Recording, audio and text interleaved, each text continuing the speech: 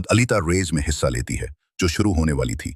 Raise में सभी हत्यारे अलीता के विरोधी बन जाते हैं और उस पर हमला करते हैं, लेकिन अलीता भी उनसे कम नहीं थी और एक एक करके उन्हें मार देती थी।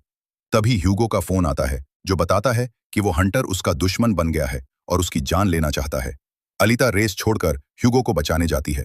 वहां पहुंचकर वो हंटर को बुरी तरह पीट देती है।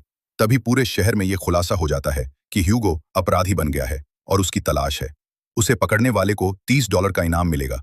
शहर की पुलिस ह्यूगो को मारने के लिए वहां पहुंचती है क्योंकि सभी का मानना था कि ह्यूगो अपराधी है, इसलिए उसे मारना जरूरी है। सभी अलीता से कहते हैं कि ह्यूगो को मार दो, लेकिन अलीता ऐसा नहीं करती। तभी वो हंटर तलवार से हमला करके ह्यूगो को मार देता है। ह्यूगो अपनी आखिरी सांसें ले रहा होता है और पहली नजर में लगता है कि वो मर गया। तभी वैज्ञानिक की पत्नी वहां आती है और अलीता से कहती है, ह्यूगो का सिर काट दो, हम उसके सिर के साथ एक नया शरीर जोड़ देंगे और उसे रोबोट बना देंगे। अब वैज्ञानिक की पत्नी एक नेक महिला बन चुकी थी और वो ह्यूगो को बचाना चाहती थी। अलीता वैसा ही करती है और सबके सामने ह्यूगो का सिर काट देती है।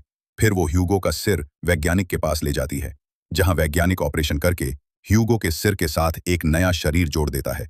नतीजतन ह्यूगो फिर से जीवित हो जाता है। ह्यूगो और अलीता खुश हो जाते हैं क्योंकि अब ह्यूगो का शरीर भी अलीता की तरह रोबोटिक था। वैज्ञानिक अलीता को बताता है कि वेक्टर सभी को धोखा देता है। वो स्काई सिटी भेजने का वादा करके लोगों से बड़ी रकम लेता है, लेकिन कोई भी इंसान पैसे देकर स्काई सिटी नहीं जा सकता। केवल स्काई सिटी के निवासी ही वहां जा सकते हैं और रह सकते हैं। रेस का विजेता ही इस दुनिया से स्काई सिटी जा सकता है।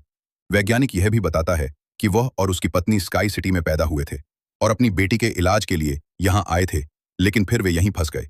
ये सुनकर अलीता गुस्सा हो जाती है और वेक्टर को मारने निकल पड़ती है।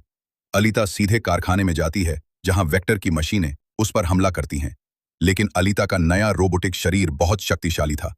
वो एक एक करके सभी मशीनों और रोबोट्स को नष्ट कर दे